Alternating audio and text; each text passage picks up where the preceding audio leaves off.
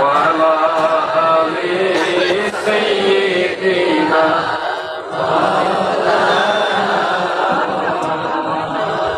প্রিয় আসামবাসী, আপনাদের সবাইকে নিয়ে মহান আল্লাহ তাআলার নামে একটু জিকির করতে চাই। পারবেন না ইনশাআল্লাহ?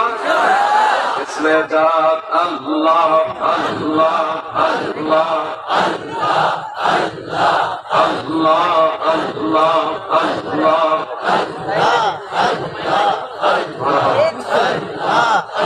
আমি কি নাম লইয়া ডাকবো তোমারে আল্লাহ আল্লাহ, আমি কোন নাম লইয়া ডাকবো তোমারে আল্লাহ আল্লাহ আল্লাহ। আমি যেই নাম লইয়া ডাকি তোমায়, যেই নাম লইয়া ডাকি তোমার গুণের ধ্বনি শুনতে পাই। কি নাম লইয়া ডাকবো তোমারে আল্লাহ আল্লাহ আল্লাহ।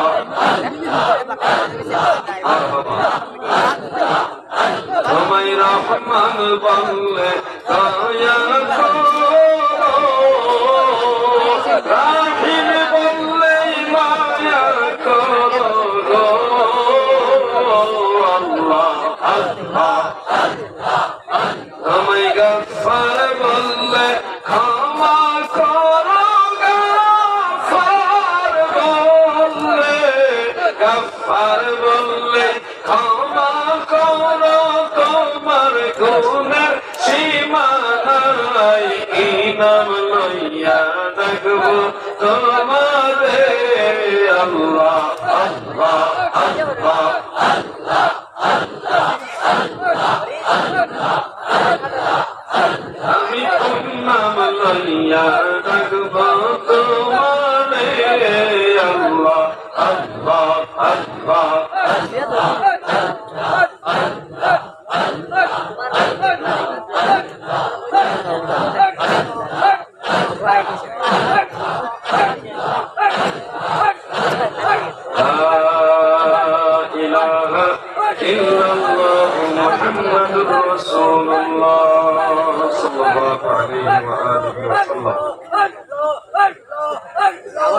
ধনেঘড়ি ঈদগাহ সংলগ্ন বিশাল মাঠ, এই মাঠে আয়োজিত কাছাড় জেলা আহলে সুন্নাত ওয়াল জামাতের উদ্যোগে আয়োজিত মহাসম্মেলনের সম্মানিত সভাপতি সাহেব, সম্মানিত সহ সভাপতি মন্ডলী, সম্মানিত অতিথিবৃন্দ, সম্মানিত উলামায়ে কেরাম, সর্বস্তরের নবী প্রেমিক, ওলি প্রেমিক, সুন্নি তরিকতপন্থী মুমিন মুসলমান ভাইরা এবং দূর থেকে যারা শুনছেন সবাইকে আমার আন্তরিক অভিনন্দন, মোবারকবাদ। মহান আল্লাহ তাআলার শাহী দরবারে শুকরিয়া জানান আমরা সবাই বলি আলহামদুলিল্লাহ।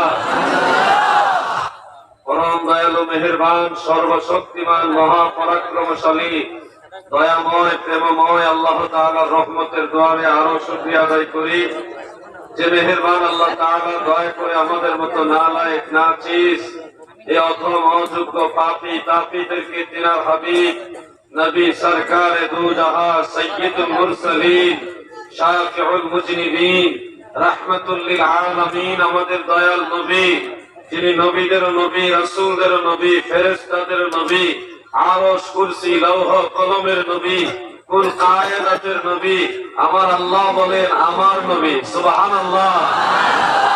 এমন একজন নবীর উম্মত মহান সৃষ্টিকর্তা আমাদেরকে বানিয়েছেন, এই জন্য শুকরিয়া দান আবারও বলি আলহামদুলিল্লাহ। প্রিয় হাজিরিন, আজকে দূর দূরান্ত থেকে বহু লোক এই সম্মেলনের মধ্যে হাজির হয়েছে। অসংখ্য উলামায়ে কেরাম, পীর মাশায়েখে আযম এনারা এই মজলিসের মধ্যে হাজির রয়েছেন। বিশেষ করে যুব সমাজ, তরুণ সমাজ, আপনাদের উদ্দেশ্যে অল্প কয়েকটা কথা বলবো। আশা করি আপনারা মনোযোগ সহকারে কথাগুলি শ্রবণ করবেন। আল্লাহর এই দুনিয়াতে হযরত আদম আলাইহিস সালাম থেকে অদ্যবধি অগণিত অসংখ্য মানুষ প্রেরণ করেছেন। কত সংখ্যক মানুষ এই দুনিয়াতে এসেছেন তার কোনো হিসাব নেই, আল্লাহ তাআলা ছাড়া কেউ জানেন না। সেই মানুষগুলোর মধ্যে বর্তমান বিশ্বে প্রায় 800 কোটি বা 750 কোটির উপরে বেশি মানুষ। এই 750 কোটি মানুষের মাঝে প্রায় 250 কোটি মানুষ হলো মুসলমান। আল্লাহ তাআলা আমাদেরকে কতটাই ইহসান করেছেন, দয়া করেছেন যে আল্লাহ তাআলা আমাদেরকে সেই 750 কোটির মধ্যে যারা অমুসলিম তাদের মধ্যে না রেখে যে 2 থেকে 250 কোটি মুসলমান, সেই মুসলমানদের মাঝে আমাদেরকে রেখেছেন। মুসলমানদের মাঝে আবার অনেক ফিরকা আছে। 73 ফিরকার মাঝে একটা দল হলো জান্নাতি। সেই দলের নাম খোদ আল্লাহর হাবিব রাসূল আকরাম সাল্লাল্লাহু আলাইহি ওয়া আলিহি ওয়াসাল্লাম বলে গেছেন আহলে সুন্নাত ওয়াল জামাত। যে আহলে সুন্নাত ওয়াল জামাতের মধ্যে সাহাবায়ে কেরাম ছিলেন, তাবেঈগণ ছিলেন, চার মাযহাবের ইমামগণ ছিলেন, তরিকতের মাশায়েখগণ ছিলেন, সমস্ত হাদিসের ইমাম, তাফসীরের ইমাম, ফিকহের ইমাম, উসুলের ইমাম, আকিদার ইমাম, সমস্ত ইমামরা যে আকীদার উপরে ছিলেন সেই আকীদার নাম হলো আহলে সুন্নাত ওয়াল জামাত। আমার আল্লাহ আমাদেরকে দয়া করে এই 250 কোটি মুসলমানের মাঝে যে 72 ফিরকা, সেই 72 ফিরকার মধ্যে না রেখে আহলে সুন্নাত ওয়াল জামাতের মাঝে রেখেছেন। এই জন্য আমরা নিজেদেরকে অনেক বড় ভাগ্যবান মনে করি, কারণ আল্লাহ আমাদেরকে বাছাই করেছেন। আল্লাহ যদি আমাদেরকে আহলে সুন্নাত ওয়াল জামাতের জন্য বাছাই না করতেন, আমাদের কোনো ক্ষমতা ছিল না আল্লাহর এই মনোনীত দ্বীন এবং আল্লাহ তাআলার সন্তুষ্টি যে দলের উপরে আহলে সুন্নাত ওয়াল জামাতে থাকার মতো। এই জন্য আল্লাহ তাআলা সেই কোরআনুল কারীমের আয়াতে কারীমা আপনাদের শোনাবো। মহান সৃষ্টিকর্তা বলেছেন, আউযু বিল্লাহি মিনাশ শাইতানির রাজীম, বিসমিল্লাহির রহমানির রহিম, আল্লাহু ইয়াখতাসু বিরাহমাতিহি মান ইয়াশা। আমার আল্লাহ বলেন, দুনিয়ার মানুষেরা শুনো, আল্লাহু ইয়াখতাসু বিরাহমাতিহি মান ইয়াশা। আল্লাহ তার রহমত দ্বারা যাকে খুশি তাকে খাস করে নেন, আল্লাহর রহমত দ্বারা যাকে খুশি তাকে স্পেশাল বাছাই করেন। আমার আল্লাহ গোটা দুনিয়ার কোটি কোটি কোটি কোটি মানুষের মাঝে যাচাই বাছাই করে তার রহমত দ্বারা আমাদেরকে আহলে সুন্নাত ওয়াল জামাত ইসলাম ধর্মের মধ্যে রেখেছেন। এটাই অনেক বড় নিয়ামতের বিষয়। দাদুরে, এই দুনিয়াতে কিয়ামতের সময়ে সর্বশেষ যে মানুষটা মারা যাবে সেও কিয়ামতের বিচার দিবসের আগ পর্যন্ত ন্যূনতম 40,000 বছর কবরে থাকতে হবে। সর্বশেষ যে মানুষটা মারা যাবে সে বিচার দিবস কায়েম হওয়ার আগ পর্যন্ত সর্বনিম্ন 40,000 বছর কবরে থাকবে। আগে যারা মারা গেছে তারা তো এখনো কবরে। আমরা মারা যাওয়ার পরে কিয়ামতের আগে তো কবরে থাকবোই। কত 100 বছর থাকবো, কত 1000 বছর থাকবো তার তো কোনো হিসাব নাই। কিয়ামত হওয়ার পরেও থাকবো 40,000 বছর। এরপরে বিচার দিবস কায়েম হবে। বিচার দিবস একদিন, যেটা পৃথিবীর দিনের হিসাবে 50,000 বছরের সমান। এই বিচার দিবসে যদি আপনার কর্মফল ভালো হয়, আল্লাহ এবং আল্লাহ রসুলের দয়ার নজর হয়, তাহলে আপনি হয় জান্নাতি হবেন।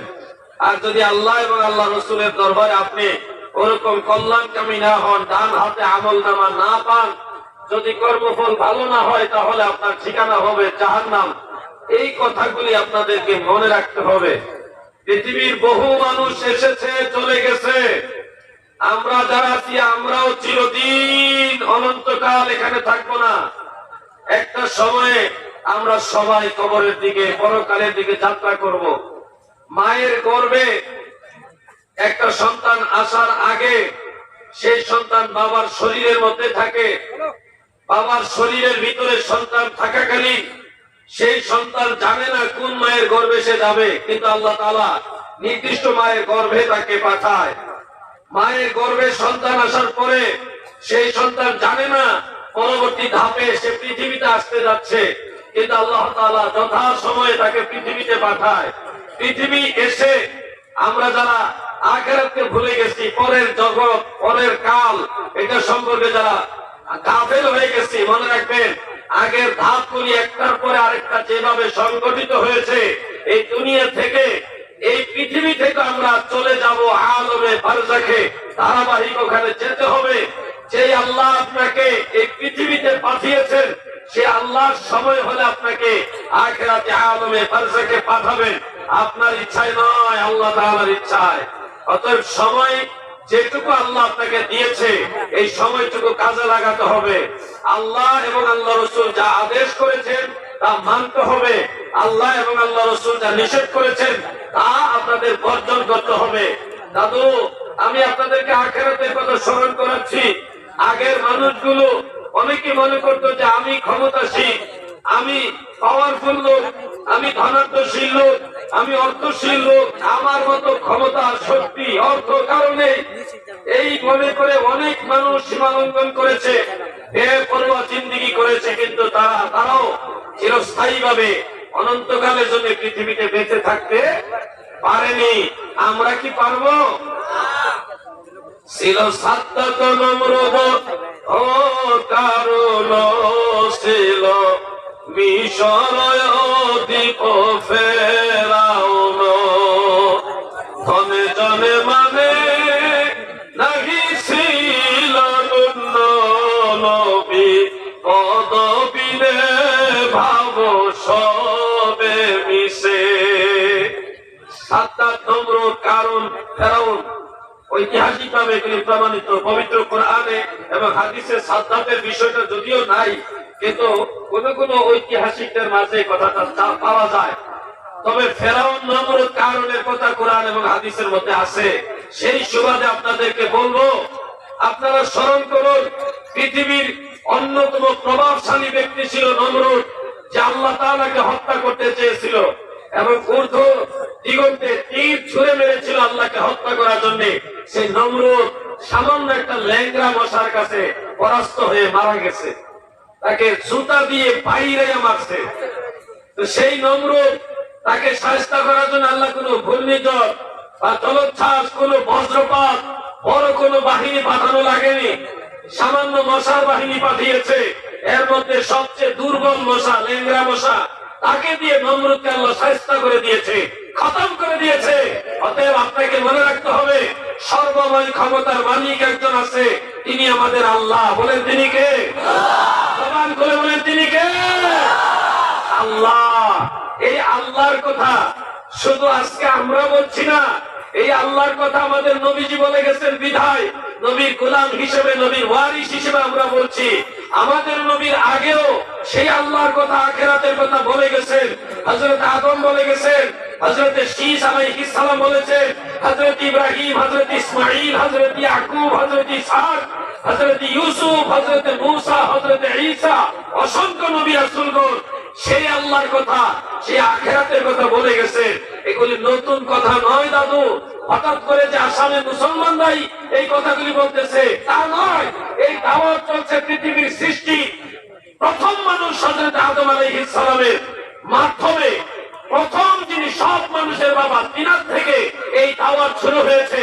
আস্তে আস্তে আস্তে আস্তে এই আসামের মুসলমানেরা সেই আদম নবীর দাওয়াত দিচ্ছে, সেই ইব্রাহিম নবীর দাওয়াত দিচ্ছে, সেই মূসা, ঈসা, সমস্ত নবীদের দাওয়াত, রাহমাতুল লিল আলামিনের দাওয়াত আজকে নবীর ওয়ারিস যারা আলেমরা দিচ্ছে। এটা নতুন নয়। যুগে যুগে সত্যের দাওয়াতের বিরুদ্ধে রূপ ছিল। ফেরাউন মূসা নবীর বিরুদ্ধে দাঁড়িয়েছে, নমরুদ হযরত ইব্রাহিমের বিরুদ্ধে দাঁড়িয়েছে। প্রত্যেক নবীদের জামানায় বিপরীত শক্তি ছিল যারা সত্যকে অস্বীকার করত। কিন্তু আফসোস হলো তাদের জন্য যারা আল্লাহর নবীদের সেই দাওয়াতকে ডিনাই করেছে, অগ্রাহ্য করেছে, অগ্রহণ করেছে বা তাদেরকে মান্য করেনি। সেই মানুষগুলি ফিনিশ হয়ে গেছে, কেউ থাকতে পারে। নবীদের দাওয়াত চলছে, চলবে। এই দাওয়াত কিয়ামতের আগ পর্যন্ত চলবে। পৃথিবীর কোন শক্তি আল্লাহর দ্বীনের দাওয়াত থেকে রাখতে পারবে না।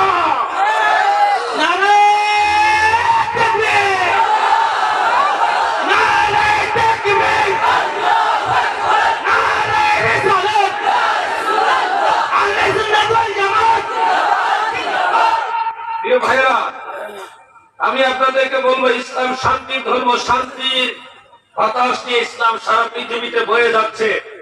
ফিলিস্তিন গিয়েছিলাম, আল্লাহ পাকের অশেষ দয়ায় ফিলিস্তিন যাওয়ার সুযোগ হয়েছে। দেখে এসছি ফিলিস্তিনে মুসলমানরা কত অসহায়, নিজের চোখে দেখে আসছি। ফিলিস্তিনের মানুষকে দান করা অন্যায়। কেউ যদি দান করে, হেল্প করে টাকা পয়সা বা কোনো কিছু দিয়ে, আর সেটা যদি ইসরায়েলের পুলিশ দেখে তাকে ফায়ার করে মেরে ফেলে, গোপনে দান করতে হয়। আমরা গোপনে গোপনে যতটুকু পারছি হেল্প করে আসছি। সেখানে ফিলিস্তিনের পতাকা উড়ানো অপরাধ। কেউ যদি ফিলিস্তিনের পতাকা উত্তোলন করে তাকে ফায়ার করে মেরে ফেলে, হত্যা করে ফেলে, একটা পাখি মারলে জবাবদিহিতা আছে, কিন্তু মুসলমান মারলে জবাবদিহিতা নাই। এমন এক জায়গা হলো ফিলিস্তিন। ইসরায়েল এমন ভাবে ফিলিস্তিনকে গ্রাস করে ফেলেছে, আপনারা কল্পনাও করতে পারবেন না।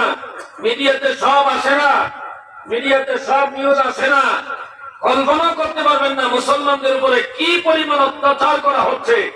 আমি বাংলার মানুষ, আমি বাংলাদেশ থেকে সেটুকু বলতে পারি, আমাদের দেশেও অন্য ধর্মের মানুষ আছে, কিন্তু আমরা অন্য ধর্মের মানুষদেরকে আমানত মনে করে তাদেরকে সেভ করি, তাদেরকে ভালোবাসা দেই। তাদের সাথে কেউ অন্যায় আচরণ করলে সেটা প্রতিবাদ করি। আমাদের 32টা দাঁতের মাঝে একটা জিহ্বা যেমন নিরাপদ, বাংলার জমিনে সমস্ত অন্য ধর্মাবলম্বী যারা তারা আমাদের কাছে ওইভাবে নিরাপদ। আমরা যদি কখনো দেখি যে হিন্দু ধর্মের হোক, খ্রিস্ট ধর্মের হোক, বৌদ্ধ ধর্মের হোক, অন্য ধর্মের হোক, তাদের উপরে কেউ যদি অন্যায় আচরণ করে তাদেরকে আমরা প্রতিবাদ করে, অমুসলিম যারা আছে তাদেরকে আমরা সেই রাখি, কারণ তারা আমাদের দেশের আমানত, মুসলমানদের কাছে আমানত। কিন্তু আপনি দেখেন ফিলিস্তিনের দিকে তাকায়া হাজারে হাজারে মানুষ মেরে ফেলতেছে, হাজারে হাজারে মুসলমান মেরে ফেলতেছে, প্রায় 20,000-এর উপরে মুসলমান মেরেছে। পৃথিবীর হলুদ মিডিয়াগুলো, হলুদ মিডিয়া মানে পক্ষপাতিত্ব করে যারা নিউজ করে, তাদেরকে আমরা বাংলাদেশে হলুদ মিডিয়া বলি। এই হলুদ মিডিয়াগুলি তারা অনেক নিউজ ওইভাবে প্রচার করে না। আমরা আপনাদের কাছে একটা কথা বলতে চাই, ফিলিস্তিনি মুসলমানদের জন্য কি আপনাদের মায়া লাগে? আওয়াজ দিয়ে বলতে হবে, মায়া লাগে? হাজার হাজার ছোট ছোট শিশুদেরকে গুলি করে মেরে ফেলছে, এমন বোমা ফেলছে, সেই বোমা পুরো বিল্ডিং সহ মানুষ যা আছে সব মুহূর্তের মধ্যে ধ্বংস হয়ে যাচ্ছে, সবাই মুহূর্তের মধ্যে ফিনিশ হয়ে যাচ্ছে। বাইতুল মুকাদ্দাস 50 বছরের বয়সের কম যারা, তারা মসজিদুল আকসার মধ্যে ঢুকতে পারে না। আমাদের সামনে একটা লোককে গুলি করে মেরে ফেলেছে, কিছুই করার ছিল না। আমি আপনাদেরকে এই কথাগুলি কেন বলছি? মুসলমান, মুসলমান তোমরা ঐক্যবদ্ধ থাকো। মনে রাখবে, তোমাদেরকে মারলে পৃথিবীর কোন মিডিয়াও প্রচার করবে না। আর যদি তোমরা কামড়া কামড়ি করো, সামান্য একটা বিষয় যদি এদিক সেদিক হয়, সারা পৃথিবীর মিডিয়া এটাকে ফোকাস করে দিবে, অমুক হুজুর এই কাজ করেছে। এই জন্য আপনারা ঐক্যবদ্ধ থাকবেন। ফিলিস্তিনের মুসলমানদের জন্য আপনাদেরকে একটা কাজ করতে হবে। আমি আপনাদেরকে একটা প্রশ্ন করি, আপনারা কি চান যে আপনাদের টাকা দিয়ে বোমা বানিয়ে মুসলমানদেরকে, বিশেষ করে ফিলিস্তিনি মুসলমানদেরকে মারুক? এটাকে আপনারা চান? কিন্তু আপনাদের টাকা দিয়ে বোমা বানিয়ে মুসলমান মারতেছে, আপনাদের টাকা দিয়ে মারতেছে। কিভাবে কিভাবে মারতেছে? ইসরায়েলের অনেক পণ্য আছে ভারতবর্ষে বিক্রি হয়, ইসরায়েলের অনেক পণ্য আছে ভারতবর্ষে বিক্রি হয়। এজন্য আপনাদেরকে বলছি, ইসরায়েলের সকল পণ্য বর্জন করে দিতে হবে। তাহলে দেখবেন আপনাদের মাধ্যমে, আপনাদের পকেটে টাকা নিয়ে মুসলমানদেরকে মারতে পারবে না, ঘরে বসেও তাদের বিরুদ্ধে জিহাদ করতে পারবেন। প্রিয় ভাই আমার, এই পৃথিবীতে মুসলমানেরা সবচেয়ে বড় অসহায়। তবে হ্যাঁ, মুসলমানদের পক্ষে আল্লাহ আছে। বলেন কে আছে? আমরা হিংসা নই, কারো উপর আক্রমণ করবো না। আমরা মদিনাওয়ালার আদর্শ পক্ষে ধারণ করি, আমরা নবীজির সে আদর্শ ধারণ করি। আল্লাহর হাবিব মসজিদে নববীতে বসে আছেন, সাহাবায়ে কেরাম নবীজির কাছে আসেন। এমন অবস্থায় ইহুদি ধর্মের কিছু লোক আল্লাহ রাসূলের সাথে দেখা করতে যাচ্ছেন। সাহাবীরা বললেন, তোমরা কোথায় যাচ্ছ? তারা বললেন, আমরা ইসলাম ধর্মের নবী মুহাম্মদ মুস্তাফা সাল্লাল্লাহু আলাইহি ওয়াসাল্লামের সাথে দেখা করতে যাচ্ছি। একজন সাহাবী গিয়ে আল্লাহর নবীকে বললেন, ইয়া রাসূলুল্লাহ, নবী গো,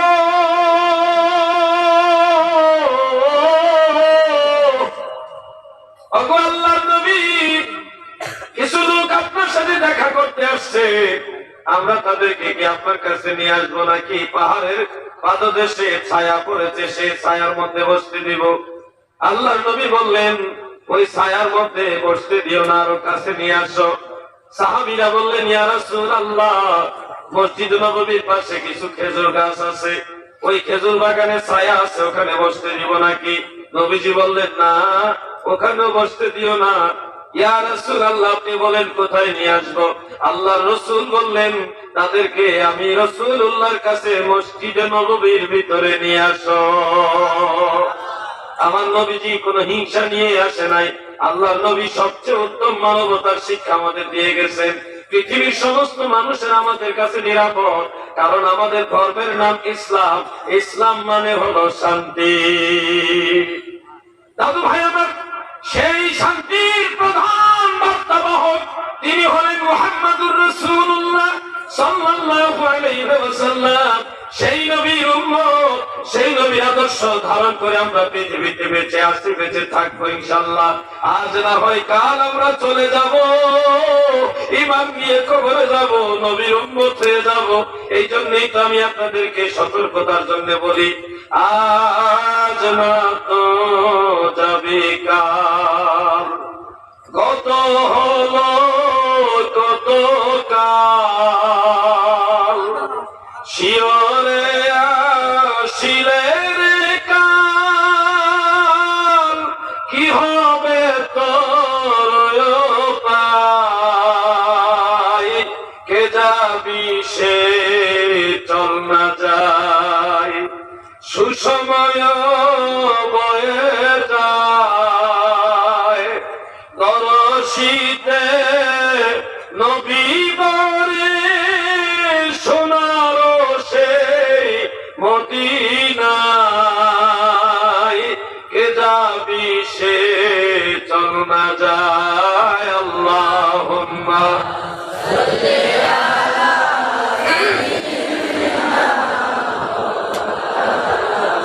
মুহাম্মাদ ওয়া আলা আলি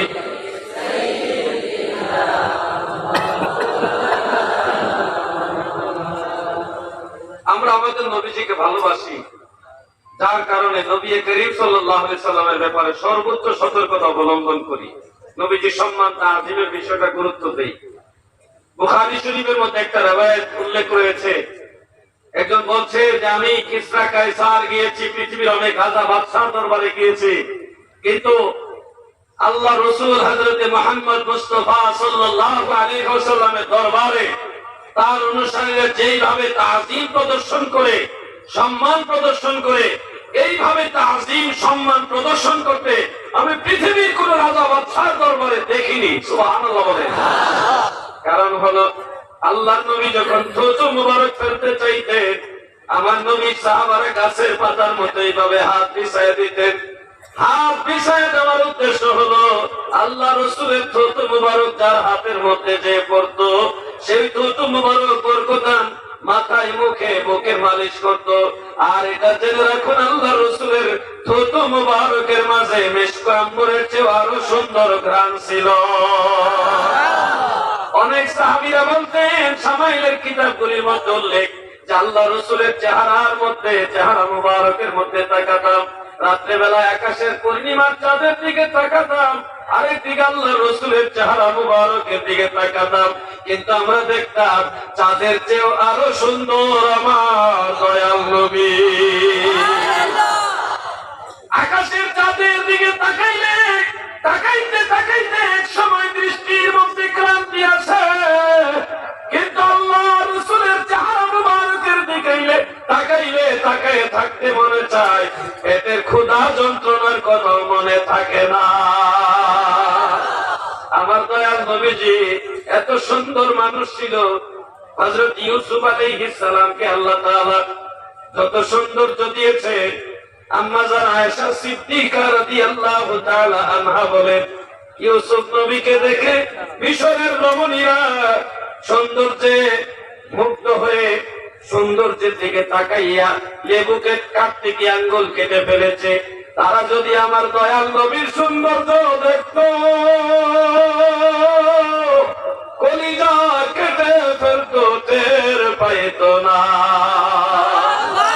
আল্লাহর হাবিব এত সুন্দর নবী, যার চেহারা মুবারকের দিকে তাকাইয়া কাফের মুশরিকরাও নিস্তব্ধ হয়ে তাকায় থাকতেন আর বলতেন, এই লোকটা কে গো, তিনি এত সুন্দর কেন গো? এই জন্য আপনাদের বলবো, আল্লাহর রাসূলের ঠোঁট মুবারক, জিহ্বা মুবারক, নাক মুবারক, চোখ মুবারক, হাত মুবারক, এগুলি দেখতে যদিও আমাদের মতো, কিন্তু আল্লাহর হাবিবের সব কিছু, আল্লাহর হাবিবের জিসম মুবারকের সব কিছু হলো মুজিজা। নবীজির আঙ্গুল মুবারক দ্বারা ইশারা করলে আসমানের চন্দ্র টুকরা হয়ে যায়। আমার নবীজির আঙ্গুল মুবারক আবু জাহাল নবীজির কাছে এসে বললেন, হে ভাতিজা, প্রতিবেশী হিসেবে ভাইস্তা, বললেন আমার হাতের ভিতরে কি আছে বলতে পারবে? নবীজি বললেন, আমি আপনার হাতের ভিতরে কি আছে যদি বলে দেই তাহলে কি হবে? আবু জাহাল বলল যে, তাহলে আমি তোমার নবুয়ত স্বীকৃতি দিব, তোমাকে নবী হিসেবে মানব। নারে তাকবীর, নারে রিসালাত, আহলে সুন্নাত ওয়াল জামাত, পীর সাহেব হুজুরের আগমন, নারে তাকবীর, নারে রিসালাত।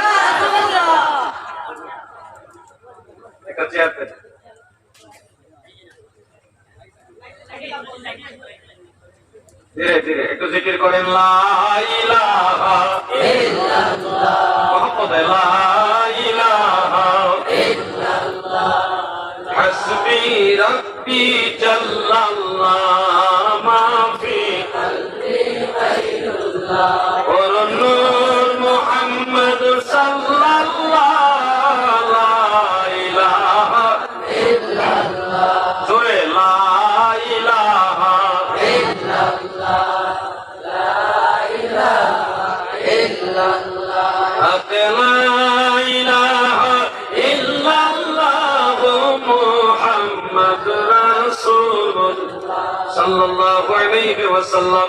আবু জাহালের হাতের ভিতরে কিছু খেজুরের বীজ হাতের মধ্যে নিয়ে এসে বলতেছে, বলো তো আমার হাতের ভিতরে কি? আল্লাহ রাসূল বলে, যদি বলি তাহলে কি হবে? যে তুমি বলতে পারলে আমি তোমাকে নবী হিসেবে মানব। আল্লাহ রাসূল সাল্লাল্লাহু আলাইহি সাল্লাম বললেন, হে আবু জাহাল, আমি বলবো যে হাতের ভিতরে কি আছে, নাকি আপনার হাতের ভিতরে যা আছে সেগুলি বলে দিবে আমি আল্লাহ রাসূল, কোনটা আপনি চান? আবু জাহাল ধরে নিল খেজুরের বিচি, আর খেজুর তো কখনোই কথা বলবে না, এটা তো অসম্ভব। তখন তিনি বলে, ঠিক আছে, আমার হাতের ভিতরে যেগুলো আছে এগুলি যদি বলে তুমি আল্লাহর নবী তাহলে মানবো। এখন আবু জাহালের হাতের ভিতর থেকে কালেমার আওয়াজ আসতেছে, আশহাদু আল্লাহ ইলাহা ইল্লাল্লাহ ওয়া আশহাদু আন্না মুহাম্মাদান আবদুহু ওয়া রাসূলুহু। কালেমার আওয়াজ হাতের ভিতর থেকে আসে। আবু জাহেল এইগুলি হাত থেকে ঝেড়ে ফেলে দিয়ে বলতেছে, মুহাম্মদের জাদু আমার হাতের ভিতরে গিয়ে ঢুকে গেছে। নাউযুবিল্লাহ। আল্লাহর হাবিব রাহমাতুল লিল আলামিন বললেন, আপনি তো স্বীকৃতি দিয়েছেন যে ঈমান আনবেন, এখন কেন জাদু বলছেন? আবু জাহেল তখন শর্ত দিল, আকাশের চন্দ্র যদি দুই টুকরা করে দিতে পারো তাহলে বিশ্বাস করব তুমি আল্লাহর নবী। সেই জাবালে আবু কুবাইস পর্বতের মধ্যে, সাফা পাহাড়ের পাশে জাবালে আবু কুবাইস, সেই পাহাড়ের উপরে আমার দয়াল নবী উঠলেন, আকাশের দিকে চন্দ্রকে ইঙ্গিত করে বললেন, চন্দ্র রে, আল্লাহর হুকুমে দুই টুকরা হয়ে যাও।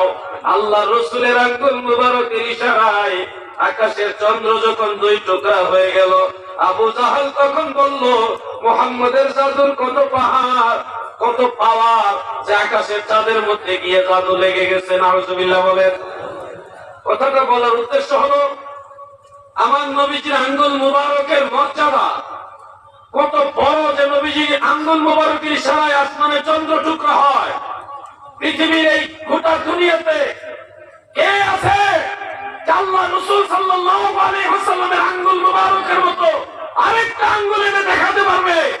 আমার নবীজি বলেন, আমি তাবাইলুন নবুওয়াতিল বাইহাকির মধ্যে দেখেছি, হাদিসটা উল্লেখ ইমাম বাইহাকি হযরত আয়েশা রাদিয়াল্লাহু তাআলা আনহা থেকে উল্লেখ করেছেন। আম্মা জান আয়েশা বলেন, আমার নবীজি এমন এক নবী ছিলেন যিনি দিনের বেলায় দিনের আলোতে যেমন দেখতেন, রাতের গভীর অন্ধকারে আরো ভালো দেখতেন। সুবহানাল্লাহ। এমন একজন ব্যক্তি আমাকে দেখাও যে আল্লাহ রাসূল সাল্লাল্লাহু আলাইহি সাল্লাম যেরকম দিনের আলোতে দেখতেন, রাতের অন্ধকারে সেরকম দেখতেন। এরকম মানুষ পাওয়া যাবে? এটা আল্লাহ রাসূলের মুজিজা। আমার নবীজি তাকাইলে সামনে যেমন দেখতেন, পিছনে তেমনই দেখতেন, ডানেও তেমন দেখতেন, বামেও তেমন দেখতেন। আমরা যারা দেখি, সামনে দেখি, তাও যতটুকু যাকে ইন্ডিকেট করি তাকেই দেখি, সামনে সবকিছু আমরা ভালোভাবে দেখি না। কিন্তু আল্লাহ রাসূল বলে, সামনে যেমন দেখি পিছনে তেমনই দেখি, ডানে বামে সবকিছু আল্লাহ তাআলা নবীজির সামনে জাহির করে দিয়েছে, প্রকাশ করে দিয়েছে। সুবহানাল্লাহ। আমার দাদু ভাইয়েরা গো, এই জন্য আমার নবীজি নবীদের মধ্যেও শ্রেষ্ঠ, মানুষের মধ্যেও অতুলনীয়, বেমিসাল বেনজির ভাষা। যদি আপনারা বলেন আল্লাহর নবী মানুষ, আমাদের মধ্যে মানুষ কিছু ভাইরা আছে, আমাদের মাঝে মুসলমানদের মাঝে কিছু বিপদগামী লোক আছে যারা আল্লাহ রাসূলকে আমাদের মতো সাধারণ মানুষ মনে করে। আমি সেই ভাইদেরকে বলছি, ভাই কোরআন পড়ো, কিন্তু কোরআন তুমি তোমার মতো বুঝলে হবে না। আল্লাহ রাসূল এবং সাহাবায়ে কেরাম যেভাবে কোরআন বুঝেছে আপনাকে ওইভাবে বুঝতে হবে, নিজের মতো করে কোরআন বুঝতে হবে না। যেমন কোরআনুল কারীমের একটা আয়াতে কারিমা রয়েছে, সূরা কাহফের 110 নম্বর আয়াত এবং সূরা হামিম সাজদার 6 নম্বর আয়াত। সেখানে আল্লাহ তাআলা বলেছেন, আমার সাথে তেলাওয়াত করুন, বিসমিল্লাহির রাহমানির রাহিম, কুল ইন্নামা আনা বাশারুম মিসলুকুম ইউহা ইলাইয়া আন্নামা ইলাহুকুম ইলাহুন ওয়াহিদ। নবী গো,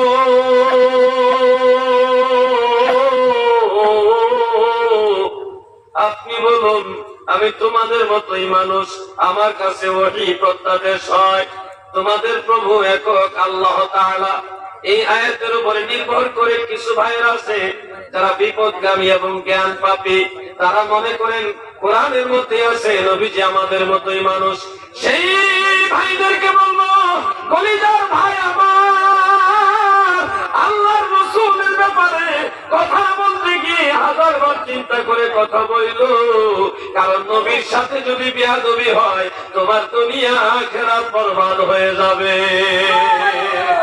আমার ভাইরা গো, এখানে আল্লাহ তাআলা নবীজিকে মিন করে আদেশ দিয়েছেন, কুল আমরে হাজির মারুফ ওয়াহিদে মুযাক্কারের সিগা। নবী গো, শুধু আপনি বলুন, আমি তোমাদের মতো মানুষ, ইন্নামা আনা বাশারুম মিসলুকুম, নিশ্চয়ই আমি তোমাদের মতো মানুষ। ইন্নামা দ্বারা ফসল করা হয়েছে খাস ভাবে। নবীজি যেন বলেন যে আমি তোমাদের মতো মানুষ।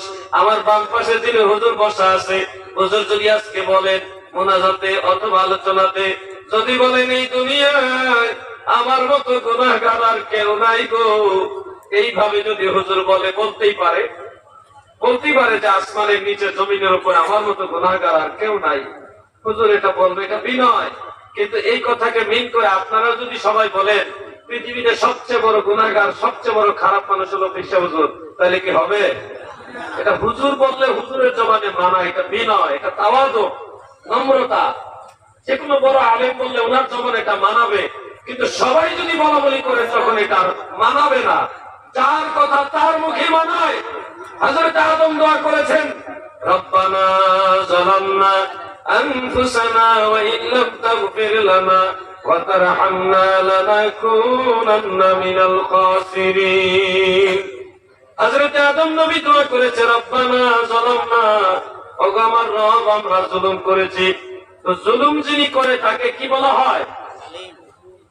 জালিম বলা হয়। এখন আদম নবী তিনি বললেন রব্বানা যালামনা, এটা আদম আলাইহিস সালামের জবানে শোভা পেয়েছে। আপনারাও যদি এখন বলেন হযরত আদম আলাইহিস সালাম জালিম ছিল, তাহলে কিন্তু ঈমানই থাকবে না। তাহলে কথাটা উনি বলেছেন সত্য, উনার মুখে কথাটা মানায়। আদম নবীর মুখে এটা বানায়, আপনিও যদি নিজের পক্ষ থেকে আল্লাহর উদ্দেশ্যে সেটা বলেন তাহলে আপনার মুখেও মানাবে। কিন্তু আপনি যদি আদম নবীকে জালিম বলেন তাহলে আপনার ঈমানও যাবে, আমলও বরবাদ হয়ে যাবে। এটা হযরত আদম আলাইহিস সালামের জবানে শোভা পেয়েছে। ইউনূস নবী মাছের পেটে একটা দোয়া করেছিলেন, নিশ্চয়ই আপনারা এটা পড়েন, লা ইলাহা ইল্লা আনতা সুবহানাকা ইন্নী কুনতু মিনাজ জালিমিন। শেষের যে কথাটা, ইন্নী কুনতু মিনাজ জালিমিন, আল্লাহ নিশ্চয় আমি জালিমদের অন্তর্ভুক্ত হয়ে গেছি। ইউনূস নবী নিজেকেই ওই জালিমদের অন্তর্ভুক্ত হয়ে গেছেন মর্মে দোয়া করলেন। এখন এই আয়াতে কারিমাকে দলিল হিসেবে উল্লেখ করে আপনারাও যদি বলেন আল্লাহর নবী ইউনূস আলাইহিস সালাম জালিম ছিলেন, বলেন তো এটা কি বলা ঠিক হবে কিনা? কোনোদিনও ঠিক হবে না। বরং আমরা যদি আল্লাহর নবী একজন নবীকে জালিম বলি, আমাদের ঈমান থাকবে না, ঈমান চলে যাবে। ইউনূস নবীর জবান এটা মানায়। আমরাও যদি আমাদের নিজেদের পক্ষ থেকে মহান আল্লাহ তাআলার উদ্দেশ্যে সেটা বলি তাও ঠিক আছে, কিন্তু আমরা যদি কোন নবীকে জালিম বলি তাহলে আমাদের ঈমান থাকবে না। তাতো আল্লাহ রাসূল সাল্লাল্লাহু আলাইহি সাল্লাম বিনয় নম্রতা প্রকাশের জন্য বলেছিলেন, ইন্নামা আনা বাশারুম মিসলুকুম। এই যে আনা বাশারুম মিসলুকুমের তাফসীর করেছেন রাইসুল মুফাসসিরিন হযরত আব্দুল্লাহ ইবনে আব্বাস রাদিয়াল্লাহু তাআলা আনহুমা এবং হযরত হাসান বসরি রাহমাতুল্লাহ আলাইহি। এই দুইজনের তাফসীর উল্লেখ রয়েছে তাফসীরে খাজের এবং তাফসীরে বাগাবীর মধ্যে। তাফসীরে কবীরের মধ্যে সূরা হামিম সাজদা এর 110 নম্বর আয়াতের তাফসীর, আর সূরা কাহাফের 110 নম্বর আয়াতের তাফসীর, আর সূরা হামিম সাজদা 6 নম্বর আয়াতের তাফসীরের মধ্যে উল্লেখ যে আল্লাহ রাসূল বলেছিলেন আনা বাশারুম মিসলুকুম। এটা ছিল লিতাওয়াযু, বিনয়ের জন্য, নম্রতা প্রকাশের জন্য। হাকিকতান নবীজি আমাদের মতোই বা আমরা নবীর মতোই ওটা বোঝানোর জন্য নয়। হাকিকতান আল্লাহ রাসূল সাল্লাল্লাহু আলাইহি সাল্লাম কি সেটা অবস্থান নবীজি নিজেই বলেছেন যে লাস্তু কাহাদিকুম।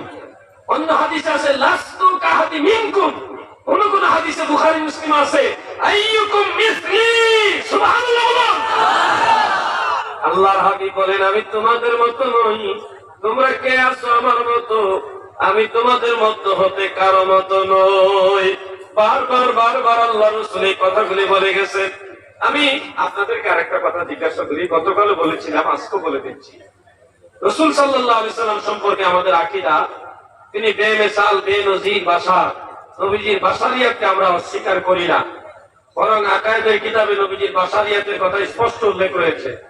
যে কোনো আকায়েদের কিতাবে এটা পাবেন, ফতোয়া আলমগীর সহ অনেক ফতোয়ার কিতাবে এটা আছে। নবীজির বাশারিয়াতকে আমরা অস্বীকার করি না, কিন্তু আমরা নবী করিম সাল্লাল্লাহু আলাইহি ওয়াসাল্লামের